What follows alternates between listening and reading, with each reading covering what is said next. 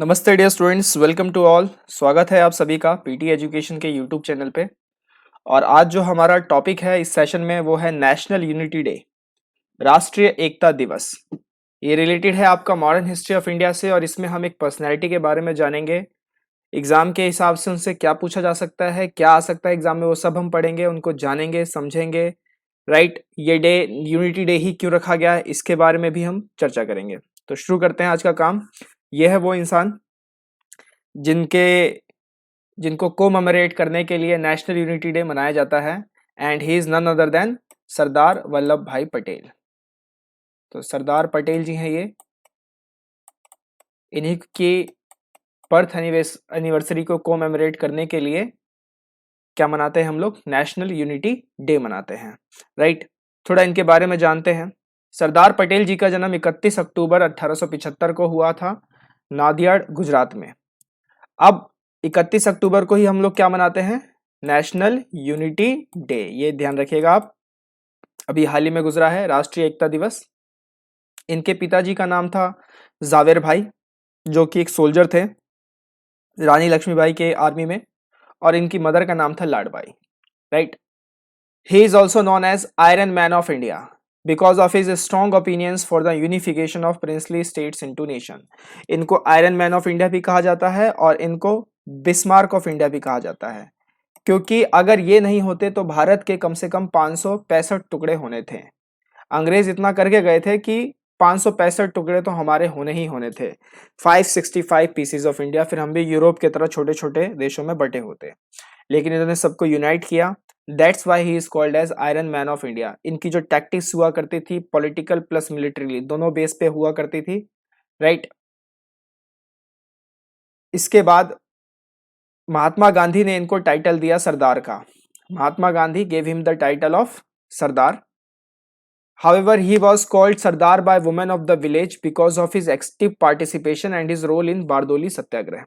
तो बारदोली सत्याग्रह जो हुआ था उसमें इन्होंने जो पार्टिसिपेशन किया था, तो वहां की औरतें ने भी इनको सरदार सरदार कहना शुरू कर दिया था।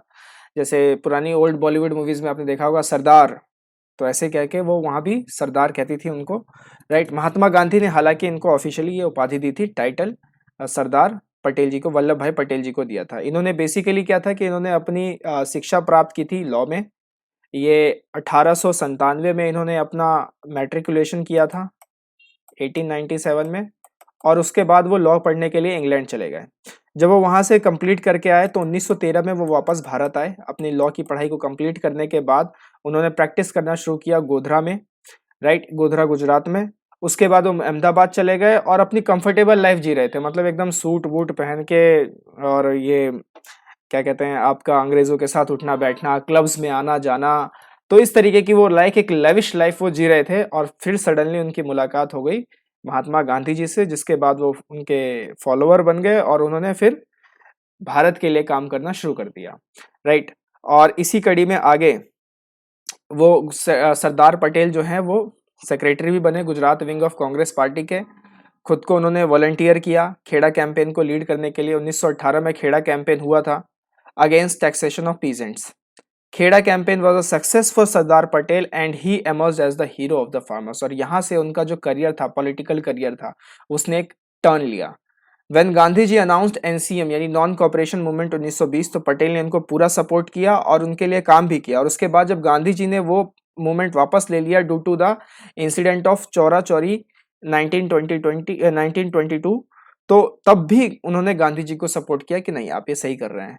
हालांकि काफी गुट थे जो वहां पे सपोर्ट नहीं कर रहे थे, जैसे मोतीलाल नेहरू हो गए या फिर सीआर दास हो गए। इन्होंने फिर अलग पार्टी बनाने की कोशिश की। ऊपर से फिर आपके राम प्रसाद बिस्मिल जी हो गए, इन्होंने एक अलग ही ऑर्गेनाइजेशन बनाने की कोशिश की। तो सब गांधी से टूट गए, लेकिन पटेल ने उनका साथ नहीं छोड़ा, वो उनके साथ हमेशा से थे। उसके बाद फिर इसके बाद वो गुजरात प्रदेश कांग्रेस कमेटी के हेड भी बने, उस पोजीशन पे भी काफी समय तक रहे। क्विट इंडिया मूवमेंट को भी उन्होंने सपोर्ट किया और लोगों को इंस्पायर किया। अपने एक बहुत ही फेमस उनका एक स्पीच होता है हिस्ट्री में, बहुत ही फेमस स्पीच है 7 अगस्त 1942 का, जहां उन्होंने लोगों को बोला कि आप लड़िए, आप अपने हक के लिए लड़िए, अपने राइट्स के लिए लड़िए। राइट, और इसी कड़ी में फिर आगे जब हमारी कॉन्स्टिट्यूंट असेंबली बनी तो उनको चार्ज बनाया गया, इंचार्ज बनाया गया provincial constitution committee and advisory committee on fundamental rights. Right, ये आप ये नाम याद रखेगा, एग्जाम के हिसाब से बहुत important. Minorities and tribal excluded areas के भी यही इंचार्ज थे इन द कॉन्स्टिट्यूएंट असेंबली। तो आपके लिए आज का पहला सवाल कि भारत की कॉन्स्टिट्यूएंट असेंबली कब स्टैब्लिश हुई थी। दूसरा सवाल, उसमें कितने मेंबर्स थे टोटल। तीसरा सवाल, वुमेन कितनी थी उसमें। ये 3 सवाल के जवाब आप मुझे दे दीजिए। ये सारे सवाल एग्जाम्स में पूछे गए हैं। He is also the founder of modern civil services in India, and that's why he is also called patron saint। तो उन्होंने ही modern civil services of India को steel frame of country's government machinery बोला था कि ये जो civil services हैं आपकी ये स्टील फ्रेम है, राइट। बाद में उनकी मृत्यु हो गई।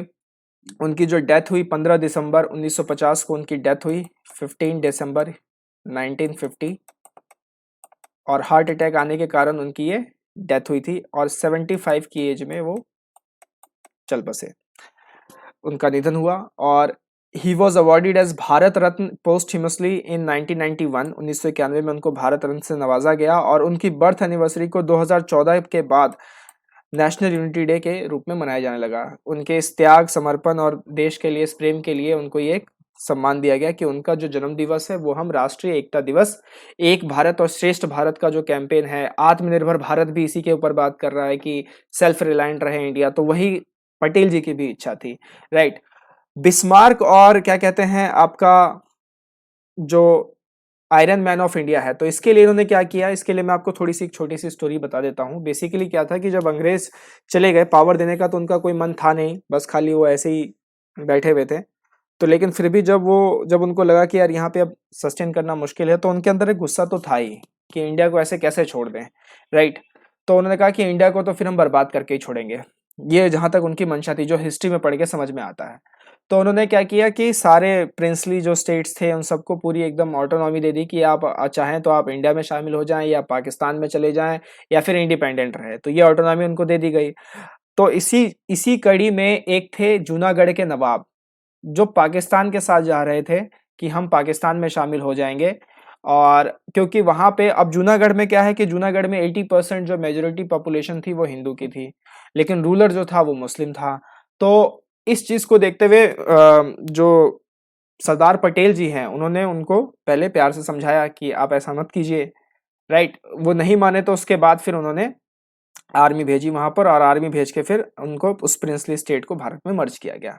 ऐसा ही उन्होंने हैदराबाद के साथ भी किया था।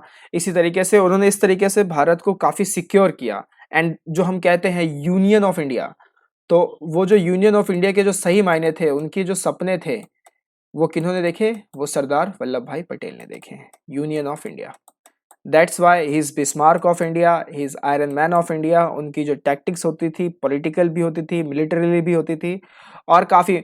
और एक और खास बात जो इतिहास में है कि गांधी जी हो गए या नेहरू जी हो गए या पटेल जी हो गए, ये ऐसी पर्सनैलिटीज थी जो साथ काम करती थी, लेकिन मुद्दों पर शायद इनका एक मत नहीं होता था।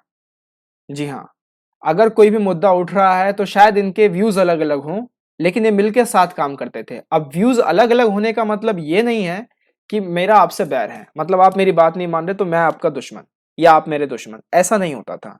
हर कोई अपने व्यूज देता था। अटल बिहारी वाजपेयी जी ने भी यही बात की थी। जब वो प्राइम मिनिस्टर थे तो उनके कैबिनेट के मिनिस्टर्स जो होते थे, वो कोई भी अगर पॉलिसी जा रही है तो वो अटल बिहारी वाजपेयी जी के खिलाफ भी बोलते थे कि ये थोड़ा सा अच्छा डिसीजन नहीं लिया गया, क्योंकि we are living in a democratic country, right. तो ये जो फैक्ट है कि कई जो बताते हैं कि गांधी, नेहरू और पटेल जी के बीच में काफी मतलब तनातनी तनाव था। ऐसा नहीं था कि ये दुश्मन नहीं थे एक दूसरे के, ये डिसेंट थे, एक दूसरे के साथ सहमत नहीं होते थे किसी मुद्दे पे, लेकिन साथ मिलकर काम भी करते थे, राइट। और एक बहुत अच्छी मूवी है, अगर आप देखना चाहें इनके जीवन के ऊपर समझने के लिए, तो एक बहुत अच्छी मूवी है और उस मूवी का नाम है सरदार। आप वो मूवी देख सकते हैं अगर आपके पास टाइम है तो, अगर नहीं है तो कोई बात नहीं, जब टाइम मिले तब देख लीजिएगा। और फिर 2014 के बाद जब नेशनल यूनिटी डे मनाया गया तो फिर ये फैसला लिया गया कि हम एक स्टैच्यू ऑफ यूनिटी बनाएंगे गुजरात में, केवड़िया में, और यहाँ पे बनाया गया। It is the tallest statue in the world. इसकी जो हाइट है, ये आप देख सकते हैं कितनी प्यारी मूर्ति लग रही है ये, और इसकी जो हाइट है दैट इज़ 182 मीटर। ये भी आप ध्यान रखिएगा, कई एग्जाम्स में पूछा भी गया है, राइट। और 2020 जनवरी की मैं खास आपको बात बता दूं, इसी साल की, इसी साल जनवरी 2020 में इसको 8 वंडर्स में शामिल कर लिया गया है of SCO. 8 wonders of SCO में इसको शामिल कर लिया गया है। 8 वंडर्स ऑफ एससीओ। एससीओ क्या है? संघाई कॉपरेशन ऑर्गेनाइजेशन। तो आपके लिए चौथा सवाल कि संघाई कॉपरेशन ऑर्गेनाइजेशन का हेडक्वार्टर कहाँ है, राइट। तो यह है स्टैच्यू ऑफ यूनिटी। साथ ही साथ सी प्लेन भी लॉन्च किया गया है। मैंने इस पे एक लेक्चर आपको दे रखा है, बनाया हुआ है। हमने बात की थी सी प्लेन क्या होता है, और गवर्नमेंट उसे लॉन्च करने जा रही है, और वो भी 31 अक्टूबर को ही था। तो सी प्लेन भी यहीं से ही लॉन्च हो रहा है, गुजरात से ही, केवड़िया से ही, स्टैच्यू ऑफ यूनिटी के लिए ही, राइट। तो उस लेक्चर को भी आप देख लीजिएगा। सेशन को लाइक ज़रूर करें, बताएं ज़रूर कि सेशन आपको कैसा लगा। आज के लिए मेरी तरफ से इतना ही, मिलेंगे अगले एक्साइटिंग सेशन में। टिल देन टेक केयर, नमस्ते, जय हिंद।